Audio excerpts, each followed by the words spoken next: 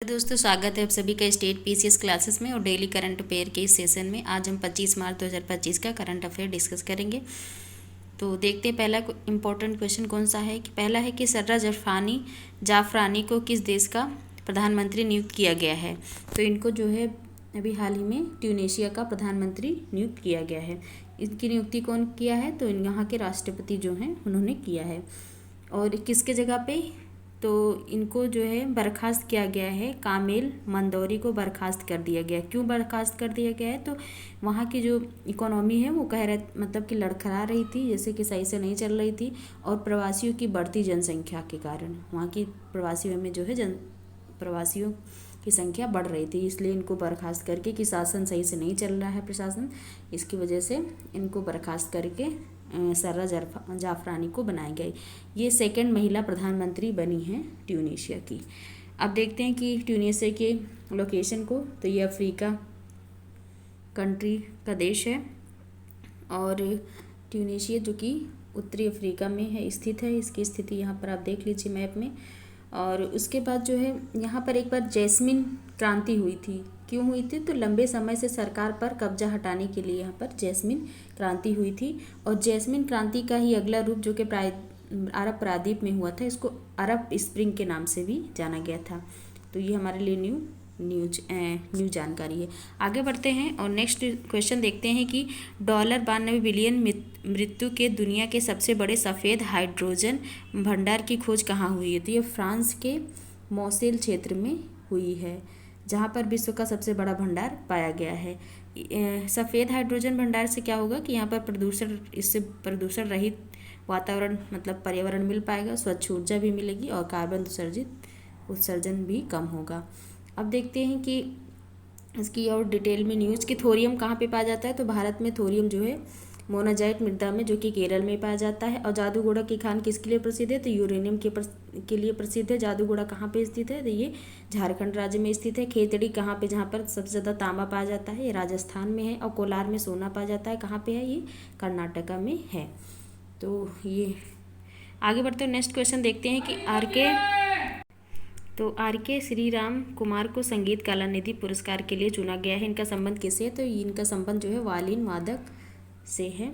ये वायलिन वादक हैं। और अभी हाल ही में इसके साथ ही जो है नृत्य कलानिधि पुरस्कार भी किसको मिला है? तो उर्मिला सत्यनारायण, जो कि भारतनाट्यम की नृत्य की जो है नृत्यांगना है। उसके बाद जो है 2025 में पद्म विभूषण अवार्ड जिसको मिला है वो भी वायलिन वादक ही हैं। इनका नाम क्या है? तो लक्ष्मी नारायण सुब्रमण्यम इनका नाम है।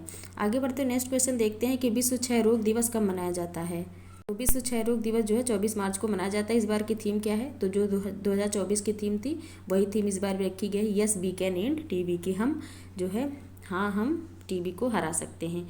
और क्यों माना जाता है? तो 1882 में रॉबर्ट कोच ने टीबी जीवाणु की, जो जिसका नाम जो है माइक्रोबैक्टीरियम है, उसकी खोज की थी। इसी वजह से जो है 24 मार्च को मनाया जाता है। 2025 में जो है भारत का टारगेट है, जो कि चल रहा है, अभी तो टारगेट लग नहीं रहा कि पूरा हो सकेगा। तो 2025 इंडिया का टारगेट है टीबी हारेगा देश जीतेगा।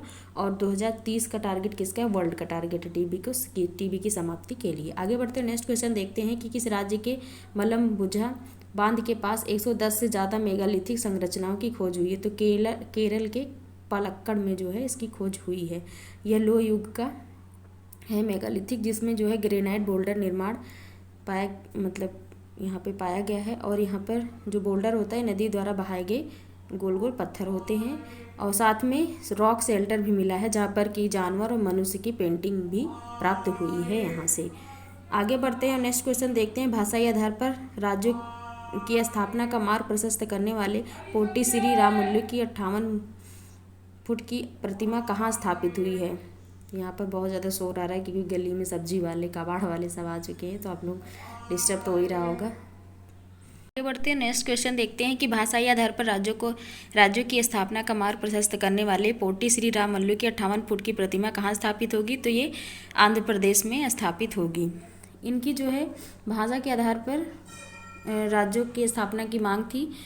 और इन्होंने जो है कितने दिनों की? तो 58 दिनों की 58 दिनों का जो है अनशन किया और जिसके बाद इनकी मृत्यु हो गई। तो उसके बाद से तुरंत जो है इनकी मृत्यु के बाद जो है आंध्र प्रदेश में और भी आंदोलन हुआ कि जो है नहीं, अब उनकी इस जो है इनके बलिदान को किया जाए, इनके बलिदान की रक्षा की जाए और क्या बोलते हैं भाषा के आधार पर राज्य की स्थापना की जाए। तो 1953 में आंध्र प्रदेश भाषा के आधार पर बनने वाला पहला राज्य बना और इनका उपनाम क्या है, तो अमरजीवी इनका उपनाम है। आगे बढ़ते नेक्स्ट क्वेश्चन देखते हैं कि अपीडा ने किस राज्य से सिंगापुर को एंथूरियम फूलों का पहला ऐतिहासिक निर्यात किया है, तो मिजोरम राज्य से किया है 1024 फूलों का।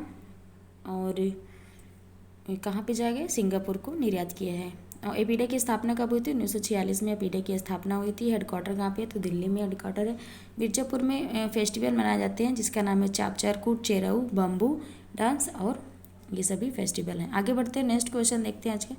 SRFI इंडियन टूर 2025 में महिला एकल खिताब किसने जीता है, तो अनहद सिंह ने फीमेल का खिताब जीता है। और मेल में कौन जीता है, वीर चोटानी जो है इन्होंने मेल का खिताब जीता है। इसका फुल फॉर्म क्या होता है SRFI का, तो squash racket federation of India. और इस बार होस्ट कौन किया था, तो चेन्नई इसका होस्ट था। आगे बढ़ते नेक्स्ट क्वेश्चन देखते हैं कि पर्पल फेस्ट 2025 का आयोजन कहाँ हुआ है, तो राष्ट्रपति भवन नई दिल्ली में हुआ है। कहाँ पे हुआ है, अमृत उद्यान में इसकी जो है इसका आयोजन हुआ है। और किस लिए होता है, ये दिव्यांग व्यक्ति के प्रतिभा को दिखाने के लिए होता है। और पहली बार कब हुआ था, तो गोवा में पहली बार 2023 में हुआ था। और ये जो दिव्यांग और पेंशन और बुजुर्गों के लिए जो होती हैं, किसके मंत्रालय में होती है, तो ये जो है सामाजिक न्याय एवं अधिकारिता मंत्रालय के अंतर्गत आती हैं। और गुलाबी रंग किसके लिए है, तो गुलाबी रंग जो है LGBT के लिए है। और हरा रंग किसका प्रतीक है, तो ये इन्वायरमेंट के लिए होता है हरा रंग। आगे बढ़ते हैं नेक्स्ट क्वेश्चन देखते हैं कि अंग्रेजी भाषा श्रेणी में साहित्य अकादमी अनुवाद पुरस्कार 2024 के लिए किसे चुना गया है, तो हजारों ख्वाहिशें ऐसी जो है के लिए किसको चुना गया है, तो अनिसूर की जो हजारों ख्वाहिशें ऐसी के लिए चुना गया है। और किसके लेखक को हैं, अनीसुर रहमान इसके लेखक है। इसमें कितनी राशि दी जाती है, तो 50,000 की राशि इसमें दी जाती है। और साहित्य अकादमी पुरस्कार किसको मिला है, तो साहित्य अकादमी पुरस्कार हिंदी। और देखिए इसमें अनुवाद पुरस्कार मिला है, ये साहित्य अकादमी अनुवाद पुरस्कार। इसमें नहीं तो आप लोग साहित्य अकादमी पुरस्कार इसमें कन्फ्यूज हो जाएंगे। तो साहित्य अकादमी पुरस्कार हिंदी में गगन गिल को मिला है, अंग्रेजी में ईस्टरी कीर को मिला है। आज का लास्ट जो है शॉर्ट न्यूज है कि IMF के अनुसार भारत 2025 में जापान और 2027 में जर्मनी को पछाड़कर बनेगा दुनिया की तीसरी सबसे बड़ी अर्थव्यवस्था। तो आज के सभी इंपॉर्टेंट क्वेश्चन हैं।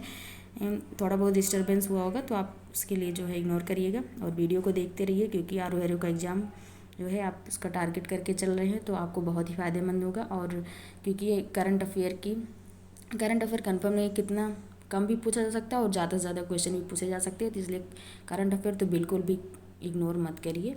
तो वीडियो देखने के लिए बहुत बहुत धन्यवाद।